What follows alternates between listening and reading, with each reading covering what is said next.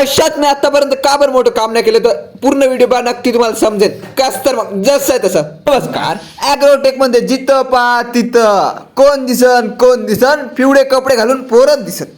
सरांचे मी पहिले प्रथम आभार मानतो या सरांचे, कारण यांनी आम्हाला टी शर्ट दिल्या. धन्यवाद सर. बिना फुलच्या गुलदस्त्याने माझ्या मित्राचा सत्कार केला. का बरं? त्याचं नाव मोठं नको, पण त्याच्या नावासमोर कोणातरी मुलाचं किंवा मुलीचं नाव लागो असं म्हटलं.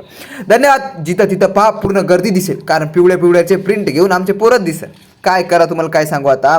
आमचे पोरं एवढे या कलेला पाहासाठी आतुर झाले. पोरांचे पण खूप काम करतात बरं मुलं. यांच्याबद्दल काय सांगावं. यांचं एक कार्य सांगतो.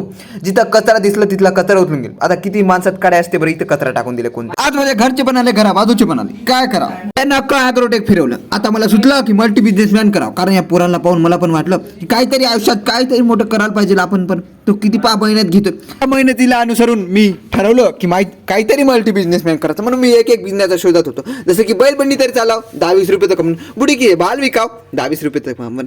कुल्फी विकाव, ज्यूस विकाव. मग लक्षात आलं आपला गाव व आपला तालुका एवढा डेव्हलप नाही की माझे एवढे मल्टी बिझनेसमॅनचे धंदे केल्यावर पैसा सांभाळून ठेवेल. त्याच्यापेक्षा विचारच सोडून दिला. मी मग शेती करायचं ठरवलं. म्हणून मी ट्रॅक्टरला पाहत होतो मोठ्या.